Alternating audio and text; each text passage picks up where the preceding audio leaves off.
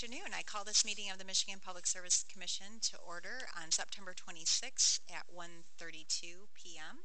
Madam Secretary, please call the roll. Chairman Talberg. Present. Commissioner Scripps. Present. Commissioner Phillips. Present. Madam Chairman, you have a quorum. Thank you. All right, first up, is there a motion to approve the agenda? Madam Chair, I move approval of today's agenda. Second. All those in favor? Aye. Aye. Aye. The agenda is approved. Item 2, the meeting minutes. Madam Chair, I move approval of the minutes of the regular commission meeting of September 11th, 2019. Second. All those in favor? Aye. Aye. The meeting minutes are approved. Item number 3 is approval of orders on the consent agenda. And today the commission is assisted by Attorney Leah Arndt and staff. Good afternoon. Today's consent agenda consists of 4 communications matters, 3 electric matters, and 1 gas matter. The proposed orders for each of these matters have been thoroughly vetted by the Commission's technical and legal staff and are ready for your approval. Madam Chair, I move approval of the orders and minute action on today's consent agenda. Second. All those in favor? Aye. Aye. The orders are approved. Item 4A1 is case number U-15805, which involves an application by Consumers Energy Company for ex parte commission review and approval of its renewable energy purchase agreement with River Fork Solar, LLC. The order before you approves the renewable energy purchase agreement with River Fork Solar, LLC for the 100 megawatts of energy capacity and renewable energy credits as in compliance with 2008 PA 295 as amended by 2016 PA 342 and consistent with Consumers Energy Company's approved renewable energy plan and integrated resource plan in case numbers U-18231 and U-20165 respectively. Madam Chair, I move approval of the order in case U-15805. All those in favor? Aye. Aye. Aye. Did you I second. Yeah. Okay. Didn't know if you wanted So to make move a comment. second. Any comments? No? Okay. The order is approved. Thank you.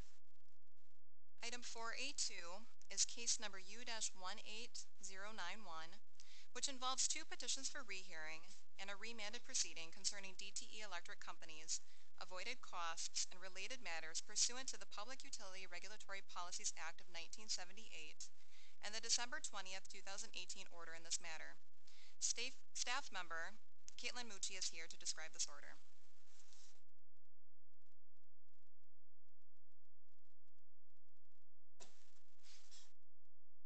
Good afternoon. Good afternoon. Case number U-18091 involves a remanded proceeding concerning DT Electric Company establishing avoided costs and related matters pursuant to the Public Utility Regulatory Policies Act of 1978, or PURPA, and the December 2018 order in this matter.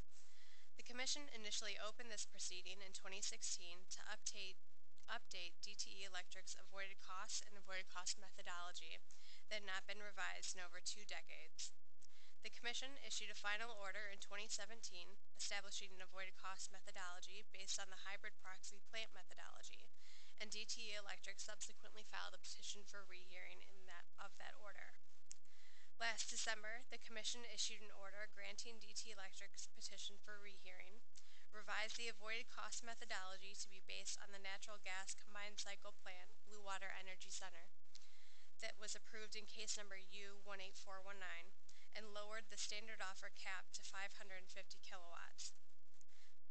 The December 20th order also remanded the proceeding in order to establish the company's capacity need and resolve associated issues to establish the avoided costs and implement PURPA under the new methodology. Parties to the case, the Environmental Law and Policy Center and the Great Lakes Renewable Energy Association each filed a petition for rehearing of the December 20th order.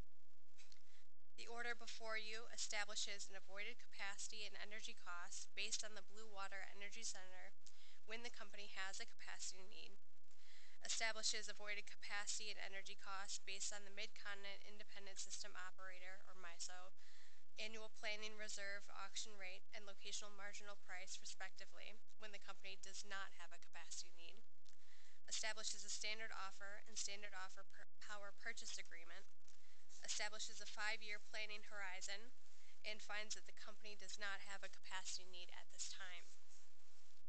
The order also directs DT Electric to address its capacity need in its pending Integrated Resource Plan case, case number U20471, along with the standard offer cap. This order also denies the petitions for rehearing of the December 20th order filed by the Environmental Law and Policy Center and the Great Lakes Renewable Energy Association. Thank you. Madam Chair, I move approval of the order in case number U-18091. Second.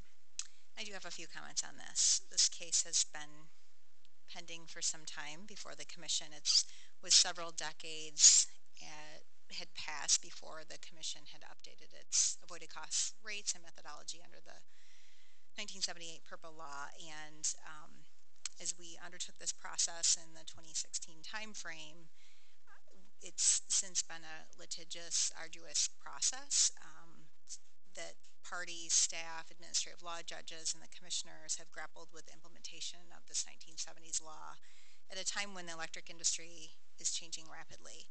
Today's order marks the last utility to complete this process, so I think this is a major milestone, but we'll continue to update the rates going forward based on the state law and direction from the Michigan legislature as well as commission guidance.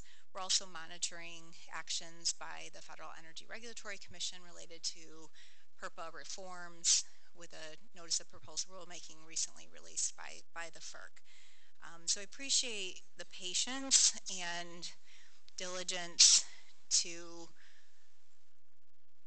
work through this case and deal with the issues that are presented before us, and I think we've come out with a reasonable outcome to update the avoided costs rates and terms for PURPA going forward. With that, any other comments? Okay, all those in favor? Aye. Aye. Anyone opposed? Any abstentions? Aye. The order is approved. Thank you, Caitlin. Item 4A3 is case number U-18361, which involves the promulgation of rules establishing a code of conduct for utilities and alternative electric suppliers. Staff member Bill Stosick is here to describe this order.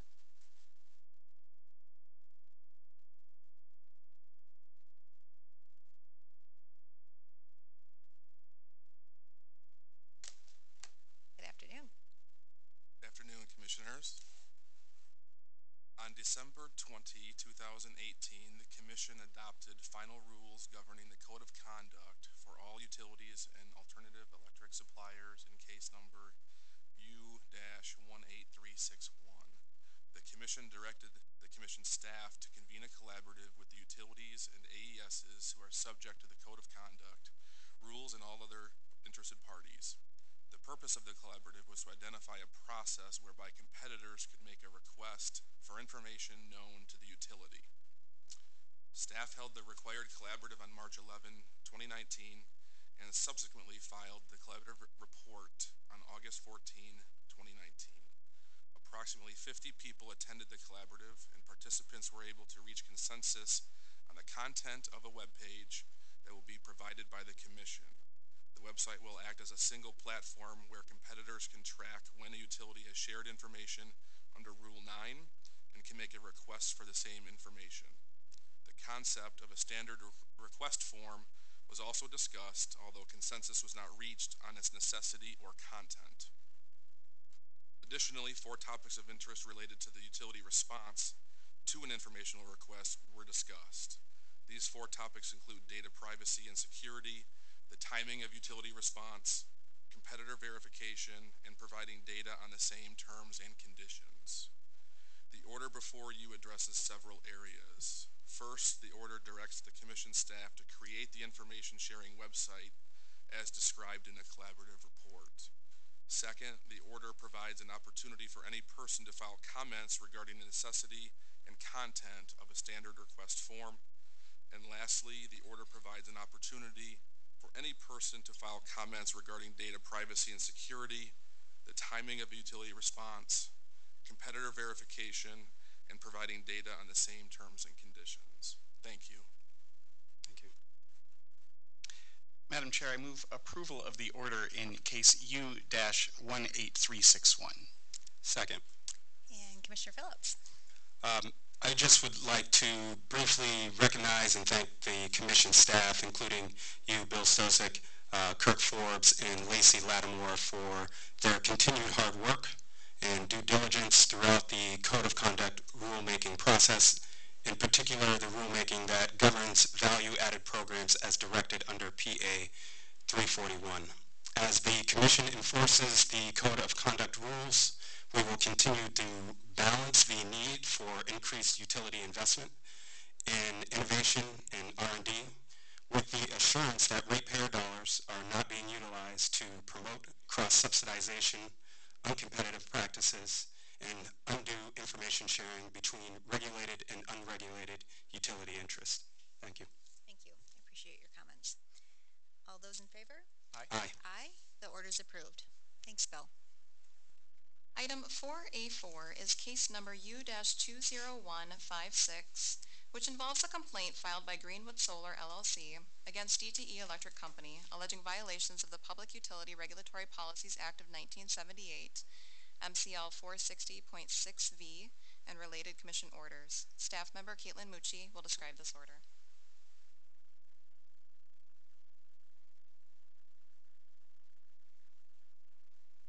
Hello again. Hello. There's something about PURPA. There's something Caitlin. about PURPA. Keeps bringing me back. Case number U-20156 involves a complaint filed by Greenwood Solar LLC against DTE Electric Company alleging violations of Michigan Code of Laws 460.6V, 460.10E, and 460.1173, as well as the electric interconnection and net metering standards, the Public Utility Regulatory Policies Act of 1978, or PURPA, and the PURPA regulations promulgated by the Federal Energy Regulatory Commission, or FERC. Greenwood Solar is a FERC-certified qualifying facility pursuant to Sections 201 and 210 of PURPA, and sought interconnection of its 20-megawatt solar project to DTE Electric's distribution system.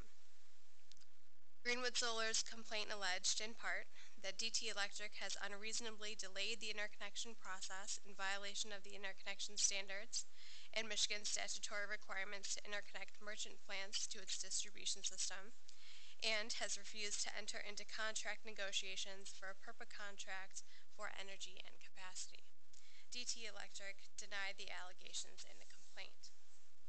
The order before you finds that Greenwood Solar has prevailed in whole or in part, as described in this order, on the following counts of its complaint. Count 1.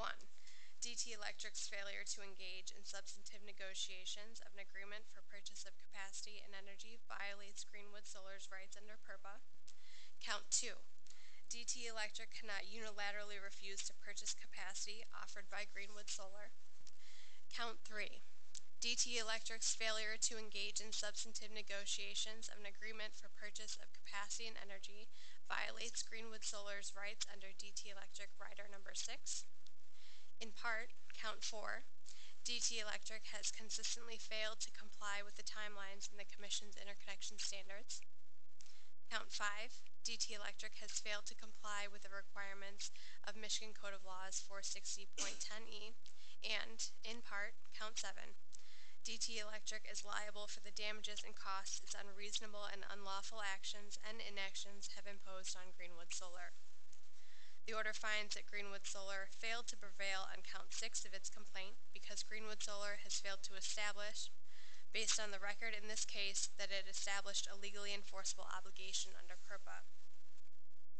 Pursuant to Michigan Code of Laws 460.10E, the Commission is authorized, upon a finding that a utility has prevented or unduly delayed the ability of a merchant plant to interconnect to the facilities of the electric utility, to order remedies to make the plant whole, and may assess a fine of not more than $50,000 per day that the utility is in violation. To make Greenwood Solar whole, the Commission directs DTE Electric to release the completed engineering review study to Greenwood Solar at no additional cost from the $30,000 already paid. The Commission also finds it appropriate to assess DTE Electric with a fine of $2,500 per day for each day it was in violation of the interconnection standards, coming to a total of $307,500. The money received from the fine shall be credited to the state general fund pursuant to Michigan law. The fine paid in accordance with this order shall not be recovered in rates or passed through to customers in any manner. The Commission also directs DT Electric to proceed with a distribution study, if necessary and upon consent of Greenwood Solar, and to complete and release the results of the distribution study in compliance with the requirements and deadlines set out in the interconnection standards, and to notify Greenwood Solar in writing of the costs associated with the distribution study to the best of the company's knowledge at the time in compliance with the interconnection standards. Thank you. Madam Chair, I move approval of the order in case U-20156. Second. I just have brief comments on this. I think the order speaks for itself, but I just want to reiterate how much the Commission takes seriously any non-compliance with our rules, and how important it is that the process for the interconnection of independent power producers to the utility grid be done in a predictable and transparent manner and without undue delay. So we look forward to working through the process to update our interconnection rules, but we'll continue to enforce the rules we have in place at this time to ensure that level of predictability and transparency. With that, all those in favor? Aye. Aye. Any opposed? Any abstentions? Aye. The order is approved. Thank you. Item 4A5 is case numbers U-20309 et al., which involve a proceeding established by the Commission to address the impact of the Tax Cuts and Jobs Act of 2017 on regulated utilities' deferred taxes. Staff member Daniel Goschalk is here to describe this order.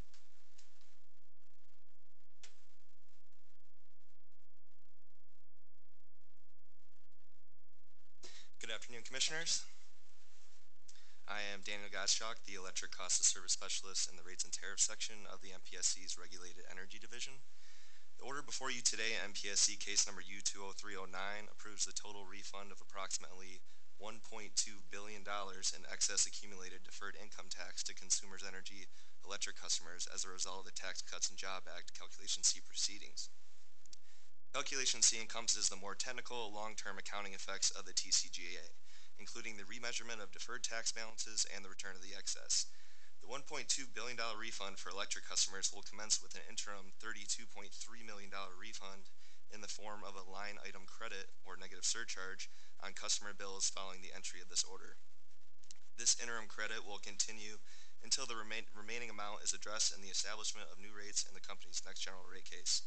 Consumers Energy gas customers will be refunded nearly $452 million from Calculation C. These savings will be amortized beginning with new rates before the Commission today in case number U-20322. The Tax Cuts and Jobs Act of 2017 has resulted in substantial tax savings for Michigan utilities that have been passed on to ratepayers. The Commission approved $380 million in initial rate decreases for Michigan customers in the summer of 2018. Those reductions were distributed through Credit A, which adjusted rates on a going-forward basis to account for the changes in tax law. In addition to Credit A, the Commission has ordered $232 million in Credit B refunds. Credit B accounts for the historic tax implications in the gap between when the Tax Cuts and Jobs Act took effect in January 2018 and when Credit A adjusted rates later in the year. With the approval of today's order, the Commission will have approved approximately $3.8 billion in Calculation C amounts to be refunded to customers through settlement agreements and rate cases, with an additional $56 million approved to be returned through SEMCO's pending rate case. Furthermore, Indiana Michigan Power has a pending Calculation C case before the Commission. After today, the total savings passed on to ratepayers as a result of the TCJA will reach $4.4 billion. Thank you. Thank you. Madam Chair, I move approval of the order in case U-20309 et al. Second. And I don't have any prepared remarks on this, but I just appreciate your presentation, Danielle, and the work that you and your colleagues have done to ensure these savings are returned to customers in a timely manner. Bill Stosick and others. It really has been a significant undertaking. I'll save more detailed remarks when we have the Indiana-Michigan case coming up, which will mark the last Credit C or Calculation C proceeding. I just want to stress the leadership by our staff to, within days of the president signing this law in late 2017, working with the commission to spearhead a process so that these dollars could be put in the pockets of ratepayers in Michigan. And so without that work and even having a commission meeting between the holidays in late December, we wouldn't see all of these dollars going back to customers. So again, just appreciate the hard work on making this go incredibly smoothly and also impactful for customers. With that, all those in favor? Aye. Aye. The order is approved. Thank you. Item 4A6 is case number U-20359, which involves an application filed by Indiana Michigan Power Company for authority to increase its rates for the sale of electric energy and for approval of depreciation accrual rates and other related matters. The order before you grants applications for leave to appeal filed by the Residential Customer Group and the Great Lakes Renewable Energy Association and denies the requested relief. Madam Chair, I move approval of the order in case U-20359. Second. All those in favor? Aye. Aye. The order is approved. Item 4A7 is case number U-20602, which involves an application filed by DTE Electric Company for ex parte approval of advanced customer pricing pilots. The order before you approves two of the proposed pilot rates as described and modified in the order and requires the company to file an updated estimate of costs. Madam Chair, I move approval of the order in case U-20602. Second. All those in favor? Aye. Aye. Aye. The order is approved. Item 4A8 is case number U-20604, which involves an application by Consumers Energy Company for ex parte approval of power purchase agreements with North American Natural Resources, Inc. and Commonwealth Power Company for the output of the Peoples Generating Station, Rathbun, and the LaBarge Hydro Plant, respectively. The order before you approves the power purchase agreements. Madam Chair, I move approval of the order in case U-20604. Second. All those in favor? Aye. Aye. Aye. The order is approved. Item 4B1 is case number U-20322, which involves an application filed by Consumers Energy Company for authority to increase its rates for the distribution of natural gas and for other relief. Staff member Ryan LaRue is here to describe this order.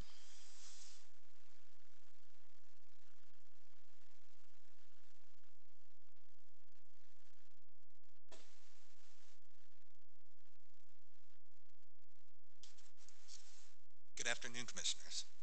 On November 30th, 2018, Consumers Energy Gas filed an application with the Commission to increase its rates, amend its rate schedules and rules governing the distribution and supply of natural gas, and for miscellaneous accounting authority from the Commission.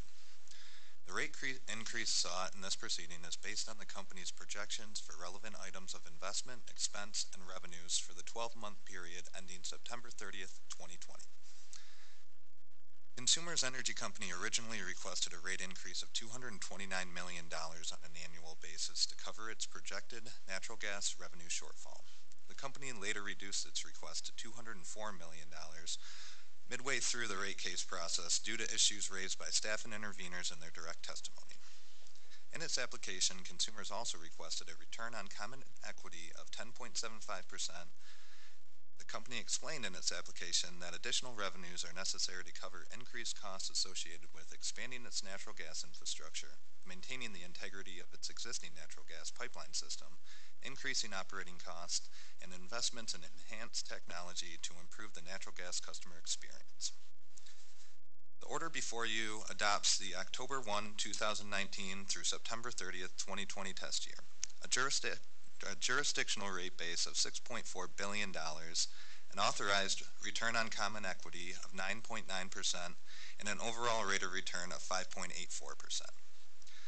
The order authorizes Consumers Energy Company to implement rate increases on an annual basis of $143.5 million over the previously approved rates by the Commission on August 28, 2018 in case number U18424. The order also provides that Consumers Energy shall maintain its residential customer charge of $11.75. Consumers Energy shall continue its glide path towards a more balanced capital structure with an approved equity ratio of 52.05%. Consumers Energy shall accelerate its replacement of high-risk pipeline through increased funding in the Enhanced Infrastructure Replacement Program. Consumers Energy shall develop a long-term investment strategy addressing the long-term operational investment needs for the supply and delivery of natural gas. This plan is to include planning around the company's storage, transmission, compression, and distribution systems. The order directs consumers to work with staff to develop the final framework for this long-term plan. Consumers Energy is expected to develop and implement a pipeline safety management system in accordance to American Petroleum Institute's recommended practice 1173. The company shall provide an update on its progress towards this plan in its next general rate case. If approved, Consumers Energy is authorized to implement the rate increase in this order on October 1st, 2019. Thank you. Madam Chair, I move approval of the order in case U-20322. Second. And just a brief comment. So first of all, thank you to the advisory team, ALJ Thoits, I don't know if he's here today, did an exemplary job on the proposal for a decision. The staff, incredible testimony from staff and parties in this case as we evaluated Consumers Energy's request for rate relief. I just want to stress there's a number of areas where the Commission approved increased investments in infrastructure, and that underscores the importance of safety and reliability of these gas systems in the state. I also look forward to working with Consumers Energy on the long-term, as in staff in particular, technical staff, develop the long-term strategic plan for gas infrastructure covering storage, distribution, and transmission in a more holistic manner, and also the continued work to implement a safety management system. And I would observe there were some disallowances of capital investments and information presented that suggested that there's opportunities for the utility to become more efficient in its practices to replace aging infrastructure, and so we want to see that both with main replacement, with the vintage service lines and other areas, relative to peer companies and other activities. So I think this is a major step forward in terms of improving our infrastructure, and we want to see continuous improvement on the implementation of those efforts going forward. Again, thanks. Very compressed statutory timelines for the Commission to operate under, all the parties, and a lot that goes into this case. So just want to reiterate my appreciation for the hard work. And with that, any other comments? No? All right. All those in favor? Aye. Aye. Any opposition? Any abstentions? Aye. The order is approved. Thank you. All right. So that concludes the orders for today. Next up, we have public comments. If anyone seeks to address the Commission, to please come forward at this time. Seeing no one, just a couple of announcements. Earlier, I guess it was on Friday last week, we launched a new website for the Michigan Public Service Commission, and this website makes information a lot more intuitive in terms of the presentation of information, updated look and feel, and conformity to the other websites from state agencies in the state. And I just want to acknowledge the hard work of our staff, in particular Heather Canton and Charlie Tidwell, in terms of co-leading this. It was a major effort. Anyone that's been involved with website overhauls, particularly one that was decades old, it's a major undertaking, and they just did an excellent job, and I appreciate the hard work. So we appreciate any feedback that people have as they're learning to navigate this new site, and again, just want to acknowledge that effort. Another announcement, we are expecting in the near term the announcement of the grants under the Michigan Energy Assistance Program, with that program making dollars available for customers in need to pay their utility bills. And our next commission meeting is October 7th at 10:30 a.m. Is there a motion to adjourn? So moved. Second. All those in favor? Aye. Aye. Aye. Meeting adjourned. Thank you.